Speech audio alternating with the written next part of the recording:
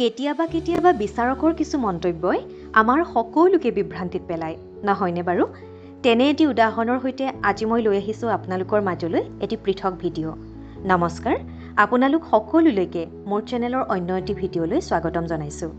ডিব্ৰুগড় জিলাৰ শিক্ষা বিভাগ আৰু শিক্ষকসকলৰ এক উমৈহতীয়া সাংস্কৃতিক মঞ্চ মন্থনৰ উদ্যোগত কলাগুৰু বিষ্ণু ৰাভা দিৱস উপলক্ষে শিক্ষকসকলৰ মাজত যোৱা 20 জুন তাৰিখে ডিব্ৰুগড়স্থিত ৰেলৱে হাইস্কুলত এলানি সমবেত সংগীত প্ৰতিযোগিতা অনুষ্ঠিত হৈ যায়। আৰু সেই অনুষ্ঠানতে টেঙাখাত শিক্ষাখণ্ডৰ হৈ আমাৰ দুলীয়াজানৰ এটা দল চিৰপ্ৰবাহিনী, এই দলটোৱে এটা সমবেত সংগীত পৰিৱেশন কৰিছিলোঁ।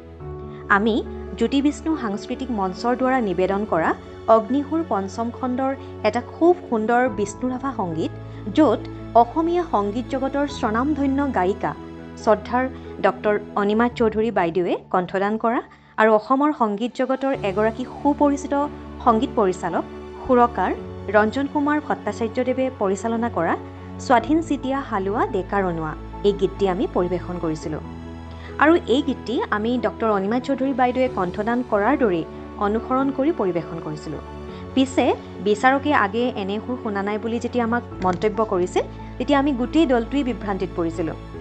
এতিয়া প্ৰশ্নটো হ'ল, যিহেতু আমি বিদ্যালয়ৰ শিক্ষক শিক্ষয়িত্ৰী, যদিওবা আমি সংগীতৰ লগত ওতঃপ্ৰোতভাৱে জড়িত নহয়, তথাপিও আমি আমাৰ ছাত্ৰ ছাত্ৰীসকলক সংগীতৰ অ আ ক খটো শিকাবই লাগিব বিদ্যালয়বিলাকত। গতিকে আমিও জানিব লাগিব ইমান এটা সুন্দৰ গীত আৰু এই গীতটোৰ সঠিক সুৰ কোনটো। গতিকে মোৰ এই ভিডিঅ' চাই থকা কোনো যদি অভিজ্ঞ সংগীতৰ লগত জড়িত ব্যক্তি আছে, তেন্তে মই অনুৰোধ জনাইছোঁ এই ভিডিঅ'ৰ শেষত আমি পৰিৱেশন কৰা গীতটোৰ আপোনালোকৰ মাজলৈ আগবঢ়াম আৰু আপোনালোকে ভিডিঅ'টো সম্পূৰ্ণকৈ শুনিব আৰু মন্তব্য কৰিবচোন এই গীতটিৰ সঠিক সুৰটোনো কি, আৰু কিয়নো আমি জানিব লাগিব এই গীতটিৰ সঠিক সুৰটো। গতিকে ভিডিঅ'টো শেষলৈকে চাবলৈ অনুৰোধ জনাইছোঁ, লগতে এটা মন্তব্য দিবলৈ আপোনালোকক অনুৰোধ জনাইছোঁ। আৰু শেষত মই ভিডিঅ'টোৰ ডেছক্ৰিপশ্যন বক্স বা কমেণ্ট বক্সত আমি কোনটোনো গীত অনুসৰণ কৰিছিলোঁ সেই গীতটোৰ আমি লিংকটো আপোনালোকলৈ আগবঢ়াম। ধন্যবাদ।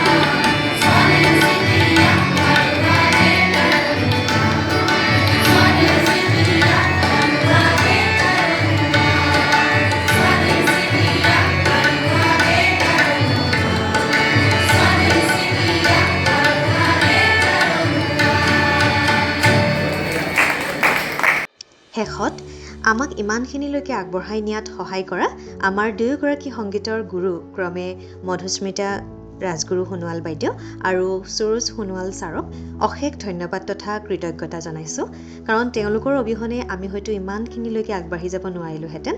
শেষত পুনৰবাৰ সকলোলৈকে ধন্যবাদ জনাই আজিৰ ভিডিঅ'টো ইমানতে সামৰণি মাৰিছোঁ। ধন্যবাদ।